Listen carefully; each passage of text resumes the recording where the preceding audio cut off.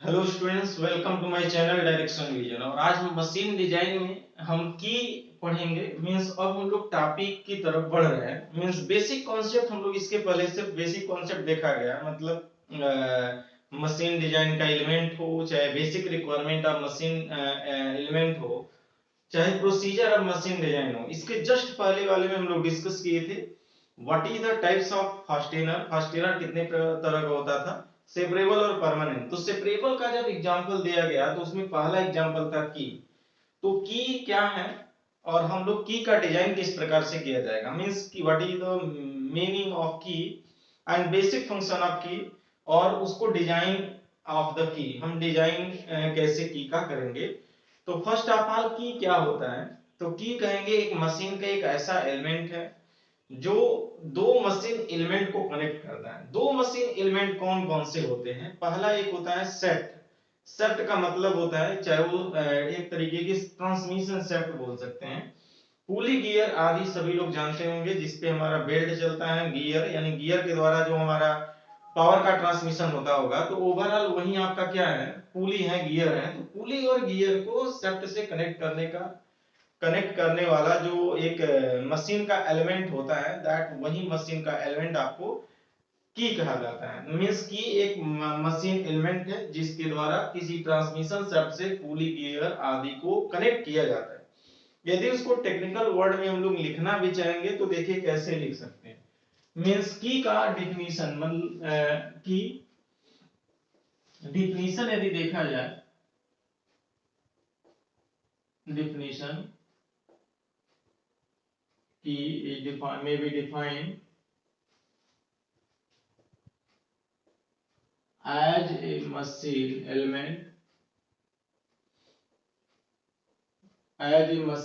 element, which is used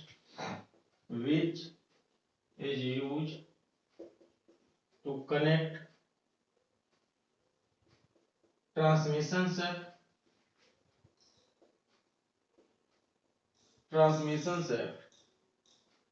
to the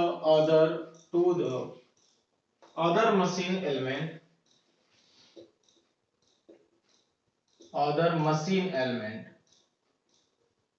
such as gear, pulley,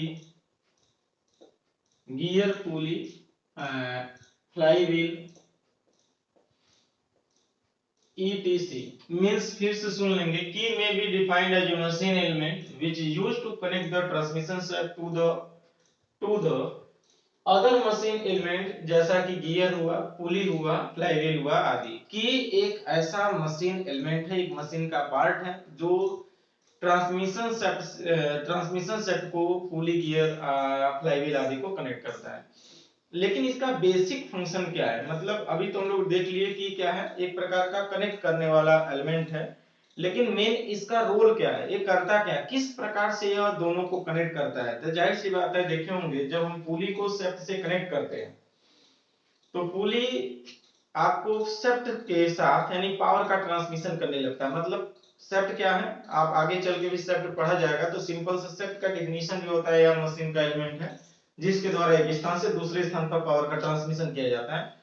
means यदि वहां पर भी यही बोलेंगे, shaft may be defined as a machine element which is used to transmit the torque from one shaft to the another shaft. मतलब एक shaft से दूसरे शाफ्ट पर हम लोग बोल सकते हैं पावर का, एक स्थान से दूसरे स्थान पर भी पावर का ट्रांसमिशन बोल सकते हैं।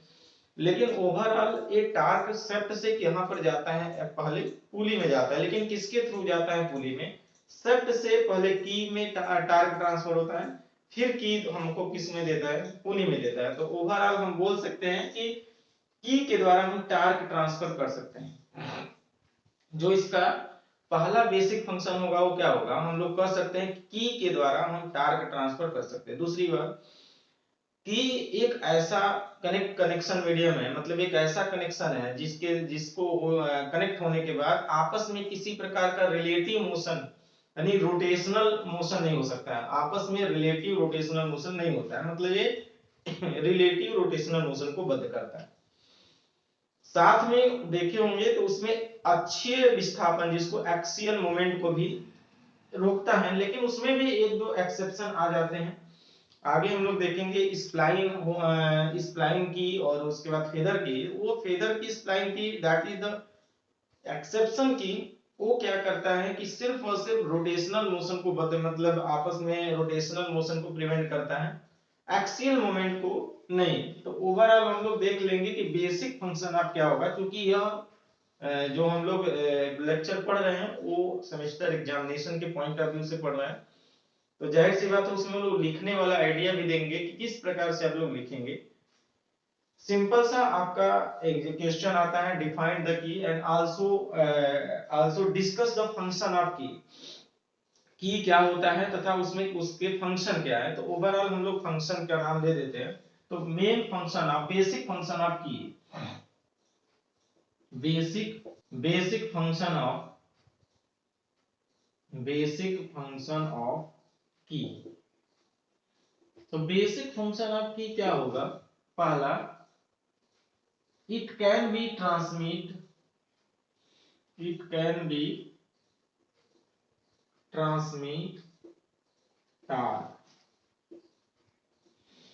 from transmission set to the other machine element, to the mating element such as, वही आपका पुली, गियर आदि। it can be prevent relative rotational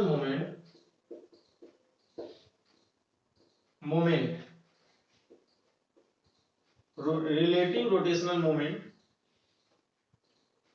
relative यानी it can be prevent relative rotational movement between shaft and mating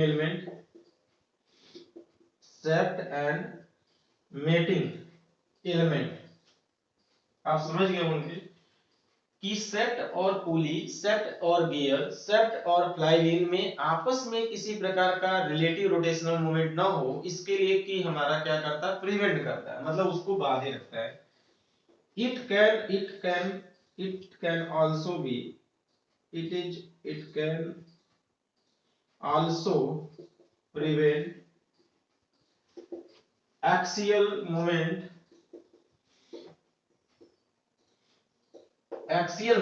between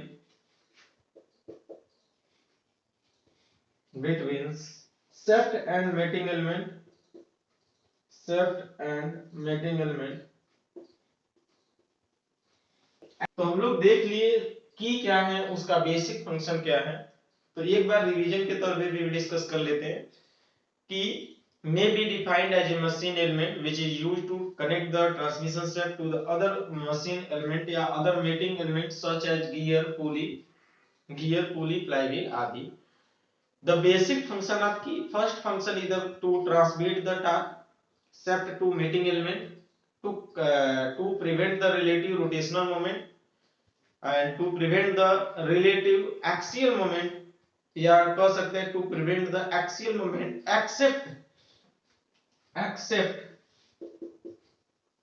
accept कौन कौन से हो सकता है? स्प्लाइन एंड फेदर की। तो ये दो ऐसे की होते हैं जो एक्सियल मोमेंट को प्रिवेंट नहीं करता है, मतलब एट ए टाइम सिर्फ और सिर्फ हम रोटेशनल मोमेंट प्रिवेंट होता है, ये उस स्थान पर लगाया जा सकता है।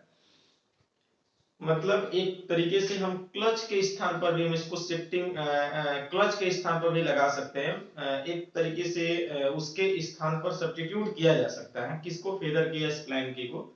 तो स्प्लाइन की और फेदर की हम लोग आगे डिस्कस करेंगे कि ये क्या है, कैसे इसका शेप क्या होता है डिजाइनेशन के पॉइंट ऑफ व्यू से।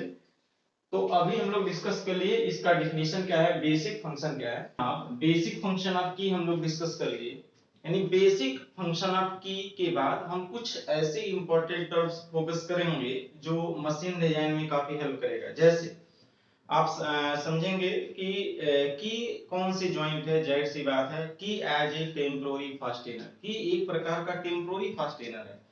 तो की एक प्रकार का टेम्पोररी फास्टेनर है, मतलब आप आसानी से असेंबल और डीअसेंबल कर सकते हैं, मतलब पुली को सेफ्ट से बांध सकते हैं और सेफ्ट से फिर अलग भी किया जा सकता है। फंक्शन करते वक्त इस पे कौन सा स्ट्रेस उत्पन्न होगा, it is subjected to shear and compressive stress. मतलब की के द्वारा जब हम पुली और सेफ्ट को कनेक्ट करते हैं तो उस समय उसमें जो स्ट्रेस उत्पन्न होगा, जाहिर सी बात है कौन सा होगा, कंप्रेसिव और शियर स्ट्रेस। तो मशीन डिजाइन में जब की का डिजाइन करेंगे तो वहां पर हम लोग शियर और कंप्रेसिव को ध्यान में रख करके डिजाइन करेंगे, मतलब एक ऐसा मटेरियल चूज करेंगे, ऐसे डायमीटर को लेंगे, ऐसा वहां पर लोड प्रयास करेंगे लगे जिसकी वजह से वो शियर और कंप्रेसिव में ज्यादा मजबूत बने। तो नेक्स्ट हम लोग देख लेते हैं, हम लोग इसमें स्लॉट काटते हैं, मतलब की वे मतलब की का रास्ता काटा जाता है। तो जाहिर सी बात है यह दोनों में हो सकता है, या तो हम सेफ्ट में कर सकते हैं या हब में, या दोनों में हो सकता है। तो इसमें कार्य लेते वक्त मतलब कनेक्शन का जैसे जैसे काम हम कनेक्शन को जिस प्रकार से करेंगे उसके अनुसार उसका नाम भी रख दिया जाता है। कनेक्शन का हम जैसे जैसे कनेक्शन हम कनेक्ट कराएंगे पुली को सेफ्ट से, उसी प्रकार से उसका नाम भी रख दिया जाता है। की का नाम एक सपोज की स्क्वायर की है, रेक्टेंगुलर की है, आदि आदि। तो की का एक पहले कंप्लीट हम लोग क्लासिफिकेशन देख लेते हैं और उसके बाद हम एक एक को थोड़ा थोड़ा उसके विषय में डिस्कस किया जाए। हालांकि फिर भी मैं एक बार और बता दूं कि ये मैकेनिकल में, यदि मैकेनिकल इंजीनियरिंग में है तो आप फर्स्ट ईयर में पढ़े होंगे थोड़ा बहुत की, तो की का यहाँ डिजाइन पढ़ना है, लेकिन फिर भी आप थोड़ा सा इसके विषय में जानकारी ले लीजिए। तो हम लोग मशीन डिजाइन पढ़ेंगे। लेकिन आपको मे बी सेमेस्टर एग्जाम में क्वेश्चन पुट अप भी हो सकता है कि discuss the end define the key and also classify, या अलग तरीके से define the key also right the function of की। तो ओवरऑल एक क्वेश्चन एग्जाम में पुट अप हो सकता है, तो फिगर के थ्रू थोड़ा सा आप समझाएंगे क्लासिफिकेशन में, तो एक एक को लिखेंगे उसके बाद समझा देंगे। उसके बाद हम डिजाइन ऑफ की हम लोग डिस्कस किया जाए। तो क्लासिफिकेशन ऑफ की क्या होता है, तो की का क्लासिफिकेशन हम लोग देखते हैं। की को क्लासिफाई हम लोग कितने टाइप्स के करते हैं। तो की का मेन जो क्लासिफिकेशन है वो इस प्रकार है। पहला जिसको हम बोलते हैं वो संक की बोलते हैं। क्या बोलते हैं? संक की। और दूसरा होता है सैडल की। क्या होता है? सैडल की। संक की, सैडल की, टेंजेंट की, टेंजेंट की, राउंड की, राउंड स्प्लाइन की।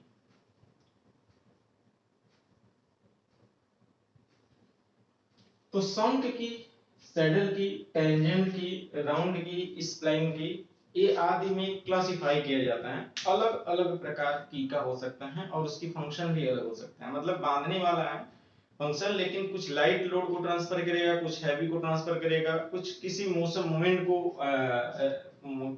कोई रोटेशनल मोमेंट को सिर्फ प्रिवेंट करेगा, कोई एक्सियल मोमेंट को, रिफ्लेक्शन दोनों को प्रिवेंट करेगा। और कुछ हमारा ऐसे की हैं जो एक्सियल मोमेंट को भी परमिट करता है, मतलब परमिशन देता है मोमेंट होने का।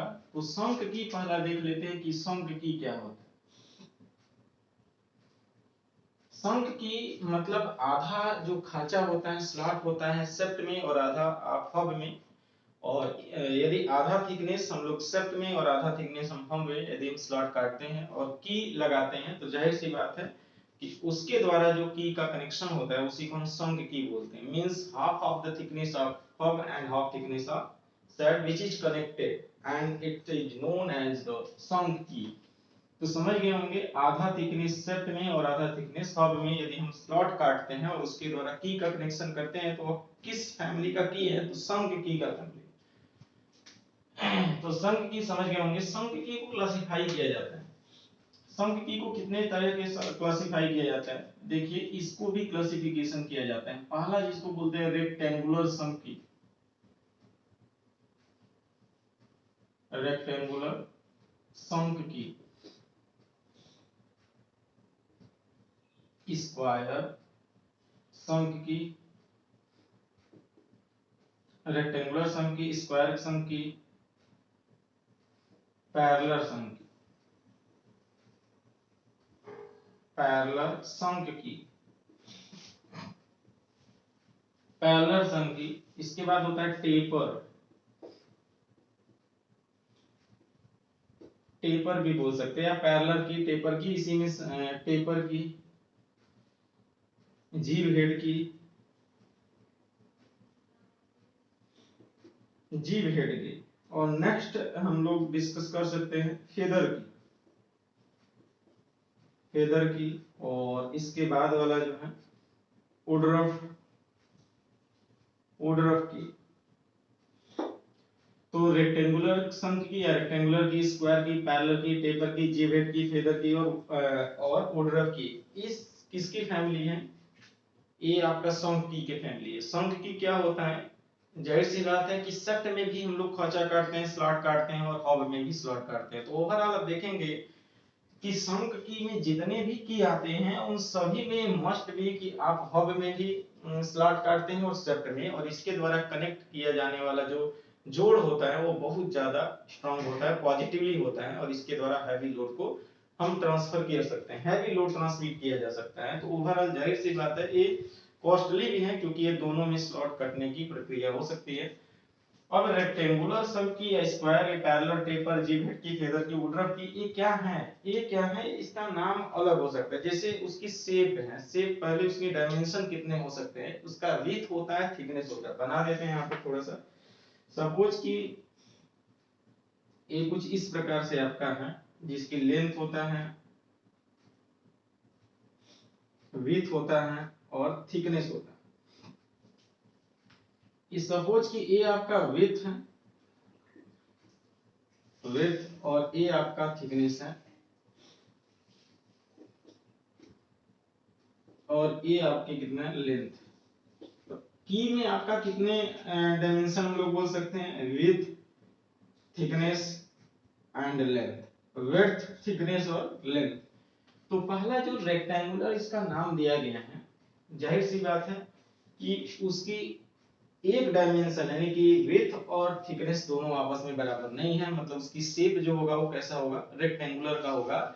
लेकिन उसमें जो स्लॉट कटे होंगे, हॉब और सेप्ट दोनों में कटा होगा, लेकिन किस शेप का? रेक्टेंगुलर शेप का, जिसकी डायमेंशन हम लोग जनरलाइज डिजाइन कैसे करते हैं? ओवरऑल आपको मालूम है कि एक सेप्ट है जिसकी डायमीटर डी, एक सेप्ट है जिसकी डायमीटर कितना है? डी है, और इतने सेप्ट को, इसी सेप्ट को हमको पुली से कनेक्ट कराना है, और क्या करने के लिए? पावर को ट्रांसफर करने के लिए, टॉर्क को ट्रांसफर करने के लिए। तो जाहिर सी बात है और इसी के रेफरेंस में, मतलब जितना हमारा डायमीटर का सेप्ट होगा उसी के रेफरेंस में हम की को भी डिजाइन किया जाता है, मतलब सेप्ट के डायमीटर के अनुसार ही डिजाइन करेंगे। तो ओवरऑल इसको कितना रखा जाएगा रेक्टेंगुलर की में? तो रेक्टेंगुलर की में generally width is equal to d by 4 और t is equal to d by 6, अथवा बोल सकते हैं t is equal to 2w by 3 हो सकता है। तो ओवरऑल एक d के रेफरेंस में दिया जाए तो w is equal to d by 4 और t equal to d by 6 का एक डायमेंशन होता है, जिसका माप हम लोग रेक्टेंगुलर की करते हैं। हालांकि मशीन डिजाइन में एक डेटा बुक होता है जहां पर हम लोग डेटा वहां से लेते हैं और चेक करते हैं और अलग अलग प्रकार का की बनाते हैं कि इतना लोड ट्रांसफर कर सकता है, इतना लोड ट्रांसफर कर सकता है। लेकिन आपका जो डिप्लोमा डिवीजन स्टूडेंट्स के लिए उसमें आपको डेटा बुक अलाउ नहीं है, लेकिन बीटेक वाले के लिए अलाउ है। तो यदि हम डिप्लोमा के लिए यदि यहाँ पर फोकस करेंगे तो आप सिंपल से इसको याद करना पड़ेगा, w equal to D by 4, t equal to D by 6, और लेंथ में भी डायमेंशन होता है हमेशा 1.5 इंटू डी, हम लोग आगे देखेंगे लगभग इतना रखते हैं। ये आपका कौन सा है? रेक्टेंगुलर की है, और ये आपको लगभग मशीन टूल में यूज होता है, मशीन टूल में हम लोग इस्तेमाल कर सकते हैं, मैक्सिमम एक की का इस्तेमाल करेंगे। और इसी का हम डिजाइन भी किया जाता है, आपको सिलेबस में रेक्टेंगुलर शंख का डिजाइन है। स्क्वायर शंख की क्या होता है? यदि यही आपका डायमेंशन w और dt आपस में d/4 हो जाए, मतलब ये दोनों आपस में बराबर हो जाएंगे, तो ओवरऑल यही शंख की कौन सा हो जाएगा? स्क्वायर की शंख की हो जाएगा। स्क्वायर मतलब उसकी शेप जो है वो स्क्वायर फॉर्म में हो जाएगा, लेकिन आधा थिकनेस का आपका जो स्लॉट रहेगा वो हब में, और आधा थिकनेस का स्लॉट रहेगा जो शेफ्ट में। तो ओवरऑल आपका इसको हम कौन सा की बोलेंगे, स्क्वायर शंक की। शंक की का मतलब क्या है कि आधा स्लॉट शेफ्ट में, आधा स्लॉट हब में, और इसके द्वारा हमारा कनेक्शन किया जाता हो, एक प्रकार का पॉजिटिवली होता है जिसको हैवी लोड को ट्रांसफर किया जा सकता है, हैवी टार्क को। तो ओवरऑल हम लोग ये बोल सकते हैं। पैरेलल शंक की क्या होता है? पैरेलल शंक की मतलब पूरी लंबाई में एक ऐसा की जिसकी पूरी लंबाई में विड्थ और थिकनेस समान हो, तो ऐसे की को पैरेलल की बोलते हैं। Means width and thickness is uniform through out its length. पूरी लंबाई पर विड्थ और थिकनेस का मान एक समान यदि रहता है तो ऐसे की को हम पैरेलल की कहते हैं। तो ये पैरेलल की जनरली यदि हम लोग देखेंगे पूरा, तो ये पैरेलल की ही है, और इसका शेप आपका कुछ भी हो सकता है, चाहे रेक्टेंगुलर चाहे स्क्वायर है, लेकिन इसका मेन फंक्शन क्या है, इसका विड्थ और थिकनेस पूरी लंबाई पर एक ही समान रहता है, मतलब कांस्टेंट रहता है। तो इसको हम लोग बोल सकते हैं कि पैरेलल की है, लेकिन उसका मेन फंक्शन बोल सकते हैं कि आधा एक शेफ्ट में रहता है और आधा एक हब में रहता है, स्लॉट कटे रहते हैं। नेक्स्ट हम लोग देखेंगे टेपर की। तो इसी को हम टेपर बना देते हैं। एक ही सपोज कि टेपर का जनरली सपोज कुछ इस तरीके से हम बना सकते हैं। देखिए टेपर कुछ इस प्रकार से बनाया जा सकता है। ये एक प्रकार का टेपर है। लाइन डायग्राम यदि हम लोग सिंपल सा बनाया जाए तो ऐसे टेपर है। तो इसमें इसकी लेंथ हो गया, यदि इसको और ज्यादा ऐसे करेंगे तो ओवरऑल कुछ इस प्रकार से बन जाएंगे। ये एक प्रकार का क्या है, इसका थिकनेस है, और इसका थिकनेस है, उसका विड्थ है, थिकनेस विड्थ आदि आदि, थिकनेस विड्थ और लेंथ। यदि इसकी विड्थ समान है और थिकनेस एक समान रूप से बदल रहा है, मतलब टेपर्ड है 1:100, टेपर 1:100 मीटर, यदि एक आपका इतना के अनुसार हम लोग टेपरिंग इसमें रखते हैं, मींस एक समान विड्थ, उसका विड्थ समान है लेकिन थिकनेस आपका टेपर्ड है 1:100।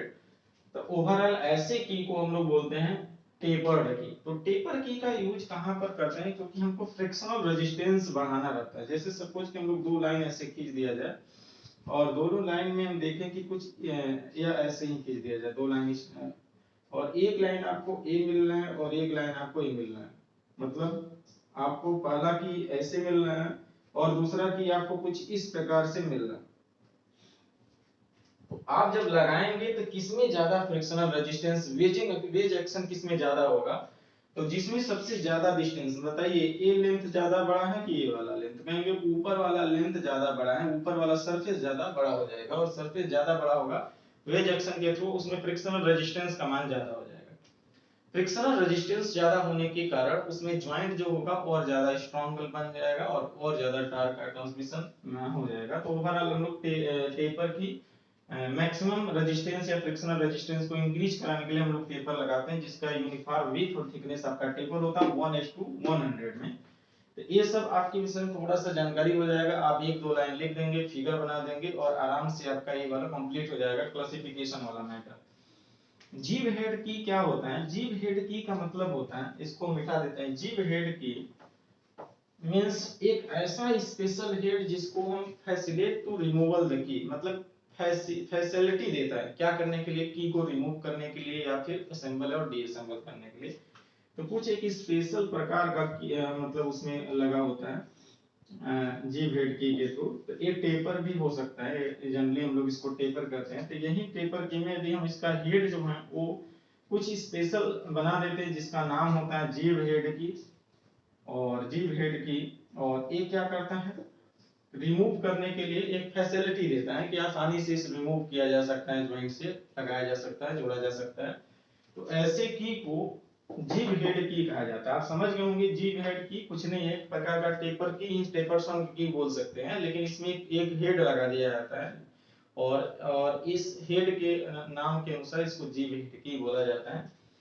आप समझ गए होंगे। नेक्स्ट यदि हम बात करते हैं तो फेदर की, दैट इज एक स्पेशल प्रकार का की है फेदर की। हालांकि इसमें हम डेफिनेशन में जब हम लोग डिस्कस कर रहे थे फंक्शन ऑफ की में, तो वहां पर भी एक लास्ट वाला जो हम लोग पॉइंट दिए थे, इट कैन आल्सो प्रिवेंट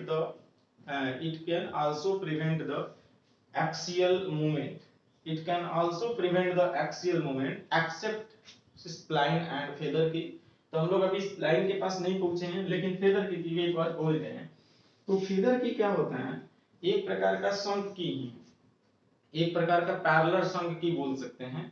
एक प्रकार का पैरेलल शंख की मतलब कुछ इस प्रकार से भी इसको फिगर हम लोग डिस्कस कर लेते हैं। एक ऐसा एक कुछ इस प्रकार से ही की है। सपोज के लिए हम लोग ऐसे इसका कोई भी शेप बनाया जाए तो सिंपल सा कुछ इस प्रकार से ही की मान लेंगे।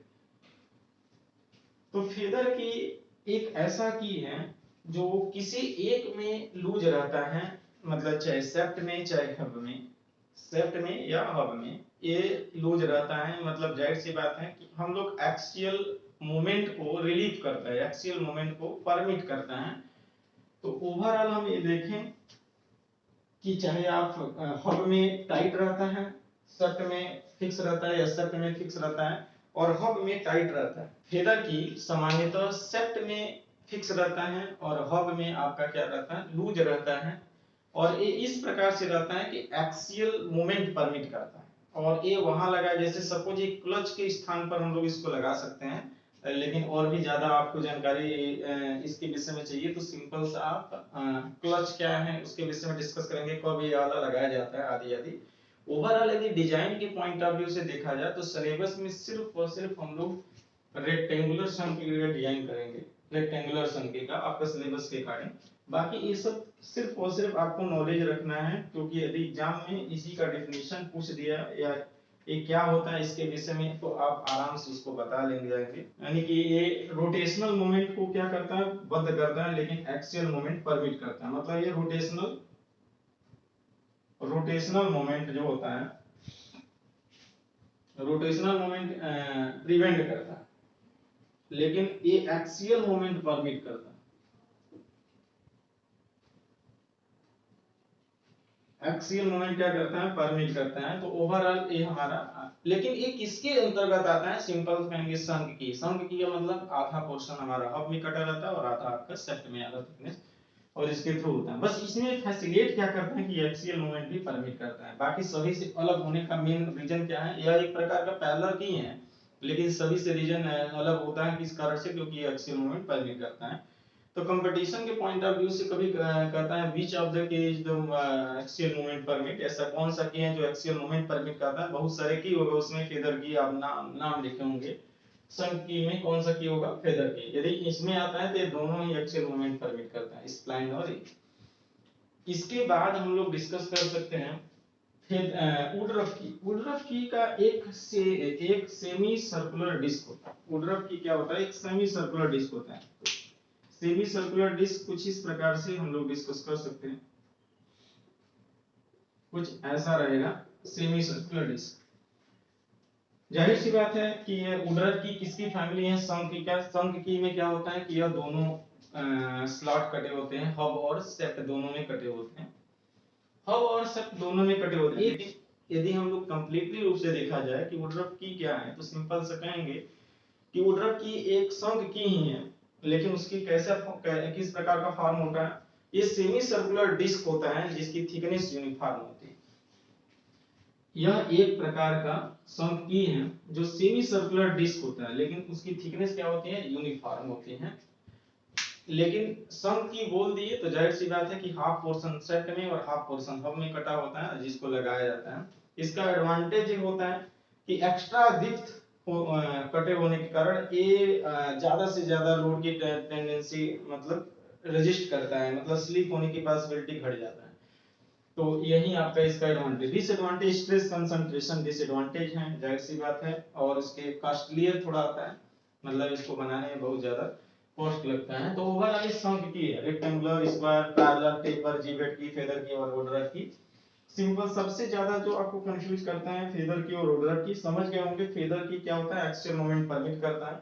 वुडरफ की क्या है, एक सिलेंडर, एक हाफ सर्कुलर डिस्क होता है जो यूनिफॉर्म थिकनेस में होगा।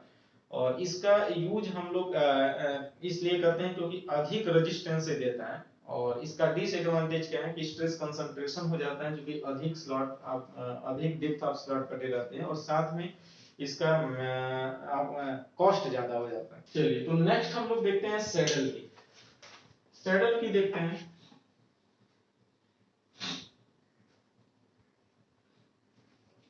नेक्स्ट हम लोग सैडल की देखते हैं। सैडल की का मेन स्पेसिफिकेशन क्या है, जैसे संघ की में बोल दिए कि दोनों में आधा पोर्शन सेप्ट में, आधा पोर्शन हब में। बस थीम जान लेंगे, उसके बाद अपने ही लैंग्वेज में इसको लिख सकते हैं सेमेस्टर एग्जाम में। सैडल की एक ऐसा की है जिसमें सिर्फ और सिर्फ हम हब में स्लॉट काटते हैं, सेप्ट में कोई किसी प्रकार का कोई स्लॉट नहीं कटिंग होता है। Means it's only keyway on hub, only keyway on hub, not shaft. तो that key is known as the saddle key. तो सैडल की एक ऐसा की है जिसमें स्लॉट सिर्फ और सिर्फ हब में कटे होते हैं, और इसके द्वारा हम लाइट लोड ट्रांसमिशन यानी टार्क ट्रांसमिशन कर सकते हैं। इसकी दो फैमिली है, पहला हालो हैलो सैडल की, और दूसरा होता है हैलो सैडल की, और दूसरा जो होगा वो फ्लैट सैडल की।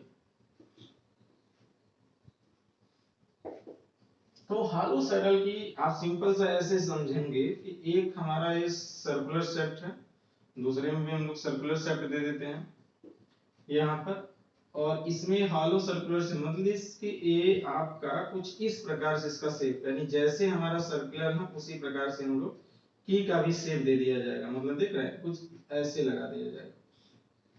तो ये हब में जितना ये ऊपर प्रोजेक्टिंग दिख रहा है वो हब वाला पोर्शन है, सेट में सिर्फ और सिर्फ इसका कॉन्केव सरफेस बना दिया जाता है। तो और ये एक प्रकार का फ्रिक्शनल रेजिस्टेंस,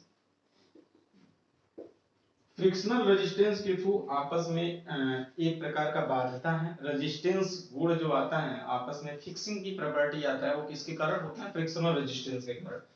दूसरे इसी को हम सैडल की बोलते हैं, इसी को बोलते हैं कि हम कौन सी फैमिली का, हालो सैडल की, हेलो हेलो सैडल की।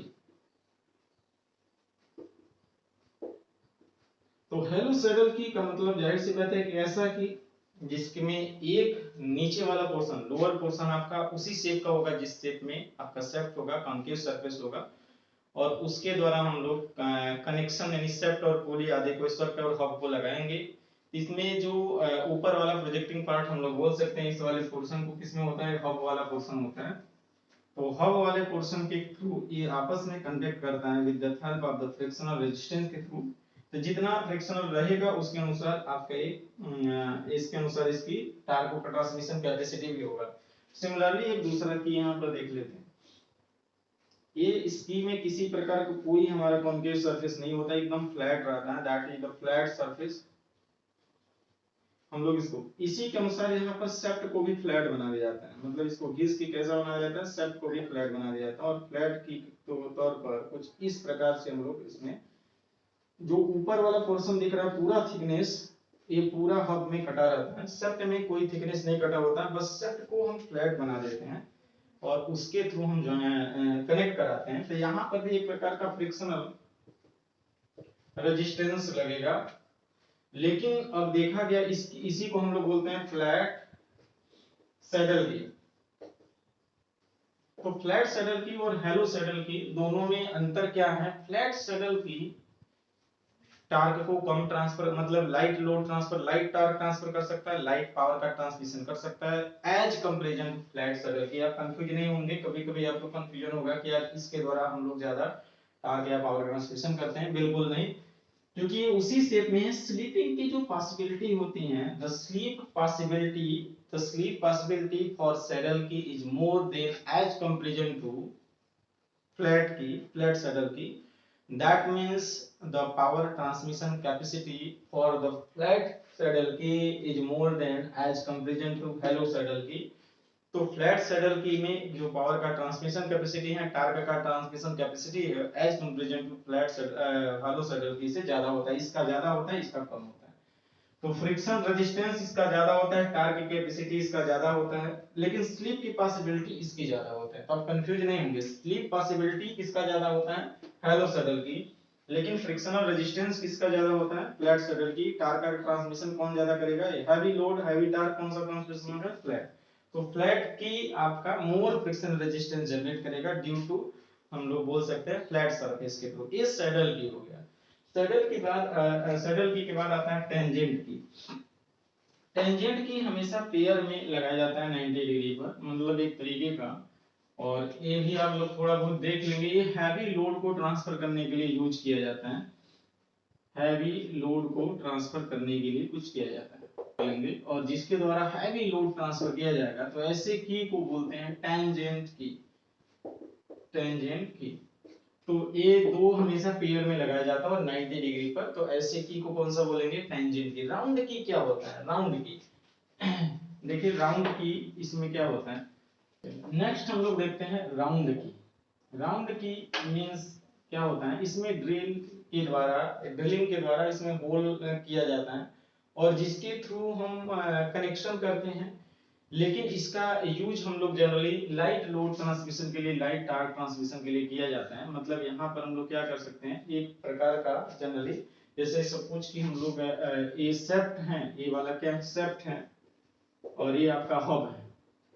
तो हब और सेफ्ट मतलब यहाँ पर हम एक प्रकार का सर्कुलर ड्रिल कर देते हैं, जिसमें से कोई भी की इसके सर्कुलर की इसमें डाला जाता है, और जिसकी वजह से दोनों का आपस में रिलेटिव मूवमेंट प्रिवेंट हो जाता है। रिलेटिव मूवमेंट प्रिवेंट हो जाएगा, जाहिर सी बात है दोनों आपस में कनेक्ट हो जाएंगे। लेकिन मेन इसका ड्रॉबैक जो होता है राउंड की का, सिंपल सा, या लाइट लोड के लिए हम लोग बोल सकते हैं कि लो पावर ट्रांसमिशन के लिए इसको यूज किया जा सकता है। लो पावर ट्रांसमिशन के लिए हम राउंड की यूज कर सकते हैं। नेक्स्ट जो आपका आता है स्प्लाइन की। स्प्लाइन में देख लेते हैं। Spline means it is the integral part of the set, मतलब ये खुद का इंटीग्रल पार्ट होता है।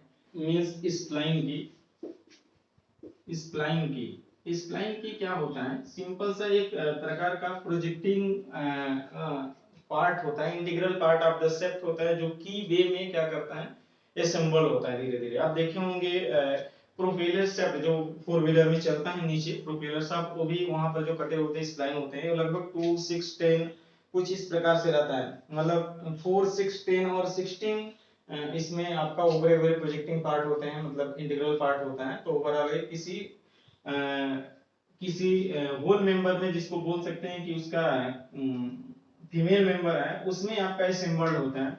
तो ओवरऑल इसकी जो स्लॉट बने होते हैं, मतलब यदि हम फिगर के थ्रू बनाया जाए तो फिगर देखिए ये वाला हो सकता है यहाँ पर, और इस फिगर के थ्रू हम लोग देखेंगे कि सेफ्ट और सेफ्ट का एक सेफ्ट और होल किस प्रकार से उसमें आपका असेंबल और डीअसेंबल होते हैं।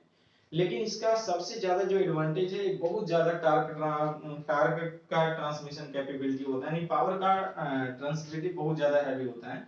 यही कारण है कि हैवी लोड को ट्रांसफर करने के लिए, मतलब हैवी टार्क ट्रांसमिशन करने के लिए हम लोग बोल सकते हैं कि ये इस लाइन की यूज होता है। इसका मेन और ज्यादा एडवांटेज क्या है, a relative A rotational relative motion को प्रिवेंट करता है, लेकिन एक्सियल मोमेंट परमिट करता है। एक्सियल मोमेंट परमिट करता है मतलब अक्ष की आपको खींच के निकाल भी सकते हैं और असेंबल फिर से उसमें किया जा सकता है। तो ओवरऑल आप देखे होंगे बहुत सारे इसमें यूज होता है, ट्रैक्टर में होता है, या किसी फोर व्हीलर में, ट्रक में, बोलेरो में, आदि आदि फोर व्हीलर में जल्दी इस लाइन की प्रोपेलर शाफ्ट में लगा होता है, और ये रोटेशनल जिस समय रोटेट करता है उस समय उसके साथ बंधा रहता है, जैसे हम लोग उसको खींचते हैं वो अलग हो जाता है।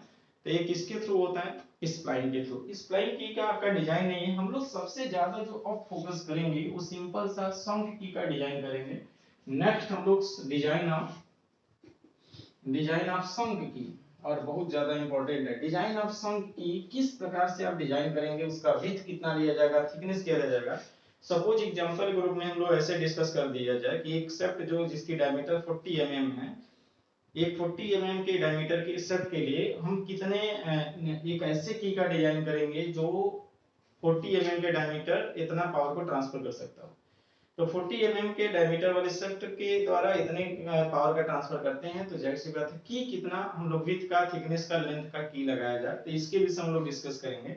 तो वहां पर हम लोग नेक्स्ट वीडियो में देखेंगे कि जब हम लोग की लगाते हैं उसमें कौन कौन से फोर्स लगता है, और टार्क कैसे निकाला जाता है, और शियर स्ट्रेस किस प्रकार से आएगा, उसका कौन सा ऐसा एरिया होगा जो शेयर में फेल होगा। सबसे ज्यादा हम लोग पहचान करेंगे कि शेयर में कौन सा एरिया फेल होगा, कौन सा हमारा क्रशिंग में फेल होगा। तो शेयर में कौन सा फेल होगा और क्रशिंग में फेल कौन सा होगा, इसके लिए आपको नेक्स्ट वीडियो देखने की आवश्यकता पड़ेगा। आप हमारे इसी चैनल के साथ बने रहिए, इसके लिए लाइक सब्सक्राइब कर लेंगे और लोगों को शेयर कर दीजिए, ताकि और लोग मशीन डिजाइन कवर हो जाए सेमेस्टर एग्जाम के पहले। तो हम लोग इसमें और जो है मेन आपको डिजाइन का मालूम चल जाएगा कि डिजाइन करते वक्त हमारा फेल हो रहा है कि सेफ हो रहा है, क्योंकि हमने एक पहले बेसिक में जब हम डेफिनेशन दे रहे थे तभी बोले it is subjected to shear stress and compressive stress और क्रशिंग स्ट्रेस। तो शेयर में भी मजबूत बनाना है, कंप्रेसिव मजबूत बनाना है। तो ऐसे कौन सा इसका एरिया होगा जिसमें शेयरिंग हो रहा होगा, ऐसे कौन सा एरिया होगा जिसमें हम क्रशिंग हो रहा होगा।